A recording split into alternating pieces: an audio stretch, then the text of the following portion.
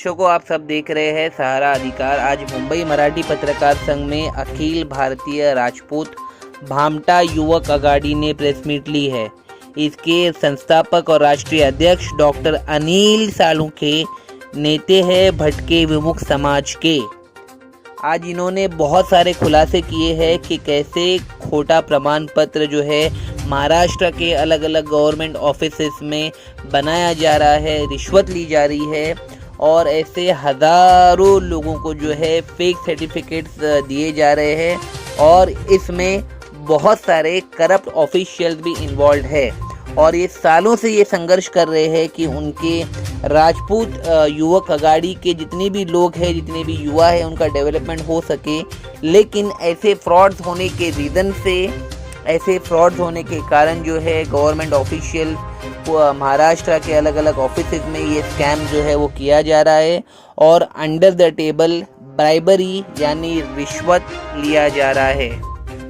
भारतीय राजपूत भामटा युवक अघाड़ी एक संगठन है जो राजपूत समुदाय के भीतर भामटा उप समूह के युवाओं के अधिकारों और सामाजिक आर्थिक उत्थान के लिए काम करता है, खासकर उन समुदायों के लिए जो ऐतिहासिक रूप से आपराधिक जनजातियों DNTS के रूप में वर्गीकृत थे और अब SC, ST और OBC श्रेणियों में शामिल है, ताकि उन्हें शिक्षा, स्वास्थ्य और सरकारी योजनाओं का लाभ मिल सके, जैसे कि 2016 के एक राष्ट्रीय उद्योग नेशनल कमीशन की रिपोर्ट में वर्णित है। इसके मुख्य उद्देश्य और कार्य है सबसे पहले सामाजिक आर्थिक सशक्तिकरण, शिक्षा, स्वास्थ्य, बैंकिंग और आवास जैसी बुनियादी सुविधाओं तक पहुंचना सुनिश्चित करना, ये उनकी पहली रिस्पॉन्सिबिलिटी है। दूसरा है अधिकारों की वकालत, यह सुनिश्चित करना कि भामटा समुदाय के युवाओं को schedule caste, schedule tribe, other backward classes जैसी आरक्षित श्रेणियों के तहत मिलने वाले लाभ ठीक से मिले। थर्ड पॉइंट है ऐतिहासिक कलंक हटाना, आपराधिक जनजातियों के रूप में अतीत के कलंक को मिटाना और जीवन शैली में सुधार लाना। फोर्थ पॉइंट है सरकारी योजनाओं का लाभ, विभिन्न सरकारी योजनाओं जैसे राशन कार्ड, बिजली, पानी का लाभ दिलाने में मदद करना। संक्षेप में यह अघाड़ी राजपूत समुदाय के भामटा वर्ग के युवाओं को सामाजिक और आर्थिक रूप से मजबूत करने के लिए एक मंच प्रदान करता है, जो मुख्य रूप से शिक्षा और सरकारी योजनाओं के माध्यम से होता है।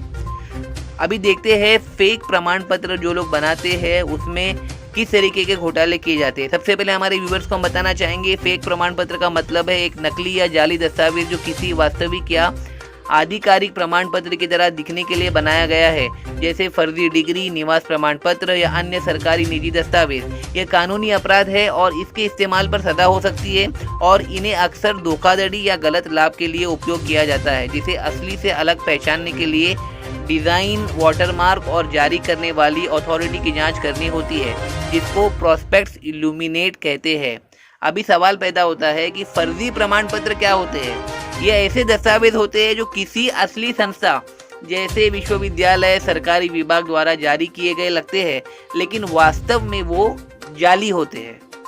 उनका उद्देश्य किसी व्यक्ति को गलत तरीके से योग्यता, पहचान या अधिकार दिखाना होता है, जैसे नौकरी पाने, वीजा हासिल करने या किसी योजना का लाभ उठाने के लिए। भारतीय दंड संहिता IPC की धारा 420 धोखाधड़ी और बेईमानी से संपत्ति की डिलीवरी कराने में संबंधित है, जिसमें कोई व्यक्ति छल यानी चीटिंग करके किसी को अपनी संपत्ति, मूल्यवान वस्तु या उस दस्तावेज को सौंपने के लिए प्रेरित करता है जिस पर हस्ताक्षर या मोहर लगी हो, और इसे 7 साल तक की कैद और जुर्माना की सजा हो सकती है। और ये एक गैर जमानती, नॉन बेलेबल और संक्षेप कॉग्निजिबल अपराध है, जिसमें आमतौर पर अदालत से जमानत लेनी पड़ती है। भारतीय दंड संहिता IPC की धारा 463 जालसाजी, फॉर्जरी को परिभाषित करती है। जो कोई झूठा दस्तावेज या इलेक्ट्रॉनिक रिकॉर्ड बनाना है ताकि किसी को नुकसान पहुंचाया जा सके या धोखा दिया जा सके, जबकि धारा 464 झूठा दस्तावेज बनाना मेकिंग अ फॉल्स डॉक्यूमेंट की व्याख्या करती है, जो जालसाजी का एक आवश्यक हिस्सा है और इसमें दस्तावेज पर गलत तरीके से हस्ताक्षर करना, मोहर लगाना या किसी व्यक्ति को धोखा देकर सिग्नेचर करवाना शामिल है ताकि वह उसे वास्तविक दस्तावेज जैसे लगे, और ये सब बेईमानी या धोखाधड़ी के इरादे से किया जाए।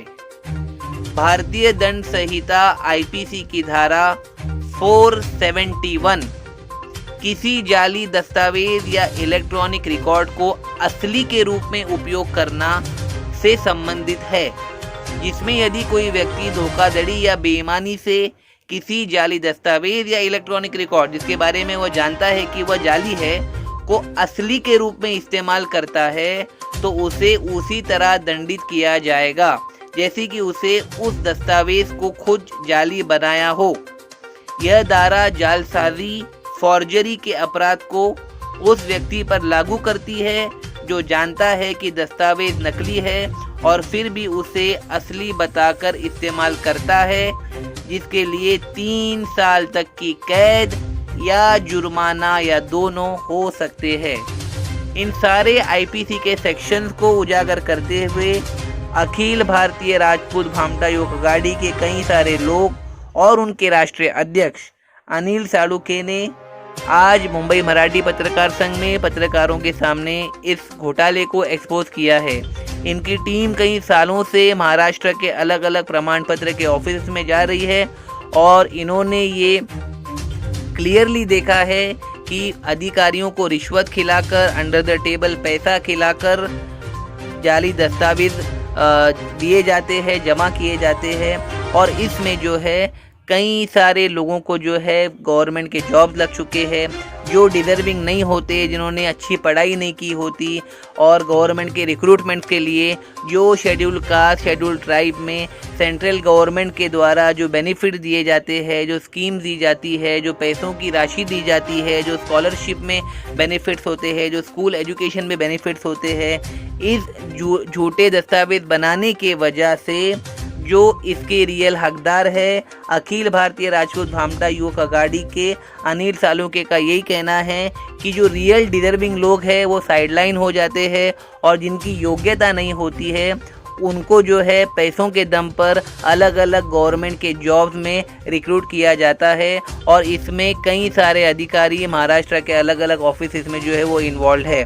इन्होंने महाराष्ट्र के मुख्यमंत्री देवेंद्र फडणवीस से इस घोटाले पर टोटल अच्छी और स्ट्रिक्ट इंक्वायरी बिठाने के लिए स्पेशल इन्वेस्टिगेशन टीम यानी एसआईटी फॉर्म करने के लिए निवेदन दिया है, और कई सालों से इनका संघर्ष चल रहा है और इनका कहना है कि महाराष्ट्र के मुख्यमंत्री Devendra Fadnavis special investigation form team का गठन करे और इनके समुदाय के बिहाफ पर जो है इस पर स्ट्रिक्ट इंक्वायरी स्टार्ट हो और अलग अलग ऑफिस में जो स्कैम किया जा रहा है उस पर फुल स्टॉप लग जाए। अब देखना ये है कि इतना बड़ा स्कैम है, लाखों रुपए की हेराफेरी चल रही है, इस पर महाराष्ट्र गवर्नमेंट की तरफ से इस पर अखिल भारतीय राजपूत भामटा युवक अघाड़ी के अनिल सालुंखे को किस तरीके का रिस्पॉन्स मिलता है। संघर्ष कई सालों से चल रहा है। इनके थॉट्स और विचार आपको कैसे लगे ज़रूर कमेंट सेक्शन में बताइएगा। देश और दुनिया की तमाम खबरों के लिए देखते रहिए सहारा अधिकार।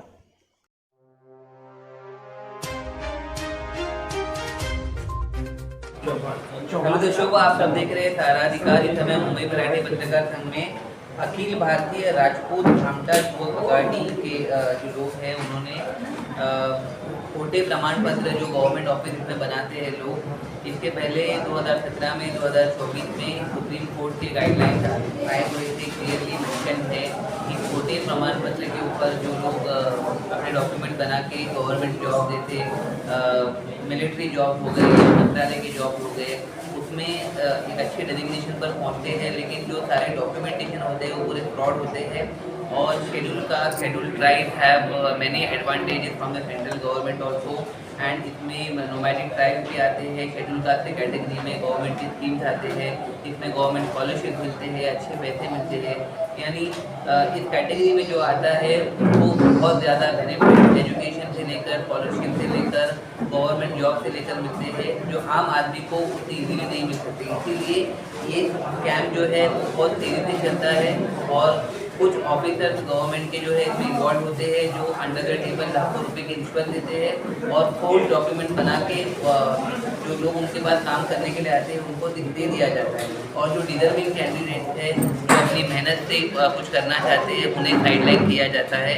और ऐसे महाराष्ट्र में कई समाज है, जैसे बंजारा समाज हो गया, नोमैडिक ट्राइब हो गए, और भट्टी विमुक्त जाति हो गई। और आज जो समाज हमारे सामने पत्रकार परिषद जिन्होंने लिया है वो अखिल भारतीय राजपूत भामटा युवक अघाड़ी है। और ये कोई कंप्लेंट को लेकर आए हैं कि महाराष्ट्र के मुख्यमंत्री इस घोटाले के ऊपर जो बड़े लेवल पर हो रहा है उस पर जो है एक स्ट्रिक्ट एक्शन लेना चाहिए। अब इनकी डिमांड क्या है उनसे बात करेंगे।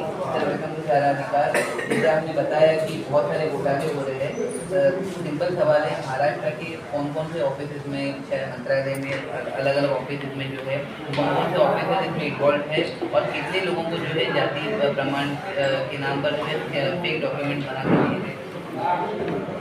महाराष्ट्र के अंदर एक तो सबसे बड़ा फर्जीनामा चल रहा है वो मेडिकल एजुकेशन, जहाँ पे MBBS, BAMS, BDS,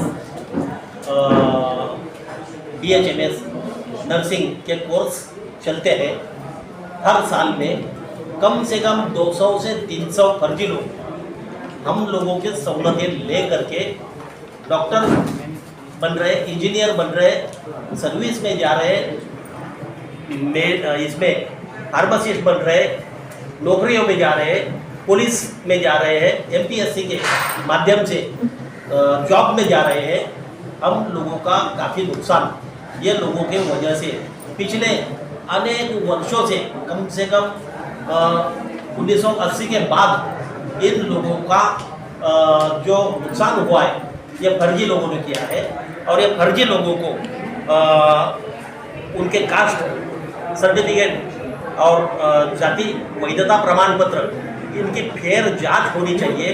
ऐसी है कि SIT देखने की आवश्यकता है और महाराष्ट्र शासन लेवल पर इस SIT का गठन होना चाहिए। आपकी टीम ने जो रिसर्च किया है महाराष्ट्र के ऑफिस में, आप बता रहे हैं कि बहुत सालों से ये प्रमाण पत्र दिए गए। आपकी जो संस्था है अखिल भारतीय राजपूत भामटा युवक अघाड़ी, आई एम श्योर ये नोमैडिक ट्राइब में अच्छी है, उनको भी बेनिफिट मिलते हैं। तो ऐसे कौन कौन से ऑफिस हैं महाराष्ट्र में और यहाँ पर जो है आपकी जो रिसर्च टीम ने पता किया है इसमें ये फ्रॉड? अभी एक केस हमने सायन पुलिस स्टेशन पे दर्ज किए हैं, FIR दर्ज की है। अंतरा अनिल रघुवंशी जो कि सायन हॉस्पिटल से डॉक्टर बन चुकी है, MBBS की डिग्री हासिल करने के बाद वही विद्यार्थिनी MD के एडमिशन के लिए आई। हमारे निदर्शन में आया कि ये BMS MBBS बनते समय भी फर्जी थी, अब MD में भी हमारे कैंडिडेट का नुकसान कर रही है। हमने उनको सूचना दी कि देखो आप बाजू हट जाओ। कौन से ऑफिस में गए थे वो डॉक्यूमेंट बनाने के लिए? वो डॉक्यूमेंट बनाने के लिए गए थे नासिक जात पड़तालनी समिति। नासिक जात पड़तालनी समिति में जिला जात पड़तालनी समिति कार्यालय अम्बेडकर भवन, वहाँ से उन्होंने एक जाति प्रमाण पत्र और जाति वैधता प्रमाण पत्र लेके आए थे, जिसको मैंने RTI डाल करके सायन हॉस्पिटल से, सायन कॉलेज से प्राप्त किया। जैसे ही वो मुझे प्राप्त हुआ तो मुझे पता चला कि ये नासिक का है। टोटल जाति प्रमाण पत्र के ऑफिस मुंबई और महाराष्ट्र में कितने हैं इन पर ये काम करता है?